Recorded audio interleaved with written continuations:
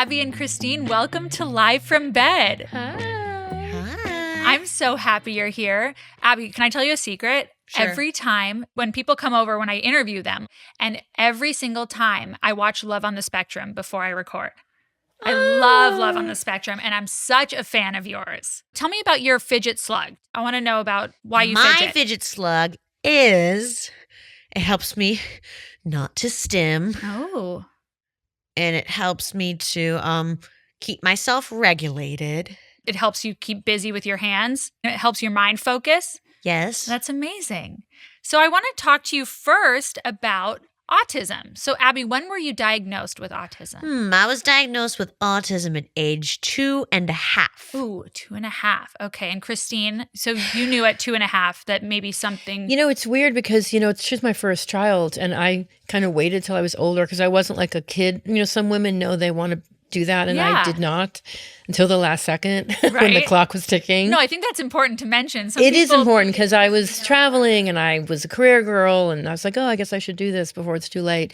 And so I really didn't know. I wasn't that savvy, honestly, but I had a little friend group and we kind of had a bunch of ladies that got pregnant and I saw that other kids were doing things that she wasn't. And there were just certain things. And I'd go to the pediatrician and say, hey, this is happening. He's like, oh, all kids do it, da-da-da. And it wasn't until she went to preschool. And luckily, we went to a local preschool on the early side. Abby, you were 2 years, 3 months when I put her in preschool.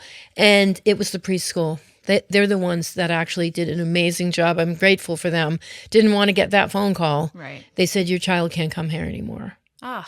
We can't guarantee your safety. And things were starting to add up then. And that's when I knew that was the day that was like I knew my life had changed forever. Wow. And so did you get like a second opinion or did you? No, then I went and got the 2 official diagnoses, one through the local North LA County Regional Center and one through a diagnostic pediatrician in Pasadena. So I was still kicking and screaming, telling them that they were wrong because he looks a little sad. I know. He has like a permanent sad face. You know who he reminds? He's like Eeyore. He is like Eeyore. He's a lot like Eeyore. That's so funny you say that, Abbey. I always say he reminds me of Eeyore. What's the impression of Eeyore, Abbey? Oh, sorrow.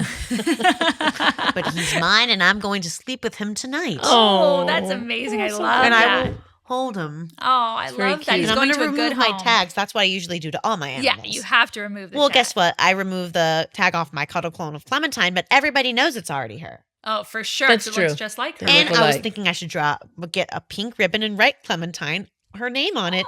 I saw you walking Clementine yesterday, and I know that was a big feat for you, right? Did you always walk her by yourself? No. And speaking of, when I first walked her, one time I was walking her in all the middle of the street, I saw a coyote. Oh, That that is scares true. me. We really worked probably about a year of specific time spent learning how to help her walk the dog on her own. Not because Abby can't walk. Right. It's because of the variables in our very busy urban neighborhood. Absolutely. That's the issue. And she gets recognized. Right. And because of all of those things, there's a lot for her to manage. And coyotes. And that was pretty recently. She called me up and just said, guess what? I'm walking the dog and because she calls me from the walk. Yeah. There's a coyote. And I was kind of like, oh, that's not on the list Right. of preparing You're like, her. we didn't talk about that yet. So Abbey, you do get recognized sometimes, right? Yeah. Do you like that? Do you like when people want to take your picture with you? I do. You do? Does it ever bother you? No, not necessarily. No. Oh, that's great. Okay, so back to when Abbey was diagnosed. Was it always something the two of you talked about? Was it always an open thing or did you? Well, actually, Abby, why don't you tell us how you came to me with this idea? A lot of parents will say, when do I tell my child they're on the spectrum or how do I do that? What's our story, Abs? You remember? One time I was riding in the car and I turned around to my mom and I asked her, do I have autism? And she said yes. And we both started to cry. Oh. It came out of the blue. I was driving, like literally in this neighborhood, and she was 9 years old. You were 9, remember? Yes, I was. But by that time, she was in an autism school. Right. So all the kids had, supports and differences and stuff. And they used that word, and I honestly had never planned on using that word with her.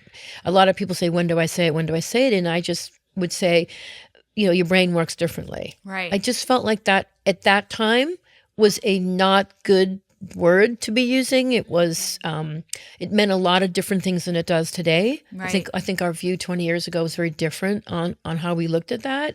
And the diagnosis has changed. But at that time, she came to me and just said it, and I had not planned on using it. And so it was, she just so caught me off guard. I was literally driving and she said it, and I had to answer her. I mean, I nearly hit a tree. Like, Right. it was a very painful car ride. We'll say that. And she really surprised me, but this girl's really smart. She is Doesn't miss a thing. very, very, very smart. So you knew it from then on. You had to have a conversation, And, right? and the hard part about autism is it means so many different things for so many different people. And, it meant one thing for Abby, which was very language. Right, Abby? How would you describe your autism? My autism is that sometimes my brain wouldn't do what I was telling it to do. Oh, that That made made me frustrating. very frustrating. Yeah, I What can about imagine. language? Language was hard too. But how do we describe your autism, remember? I have an autism communication disorder.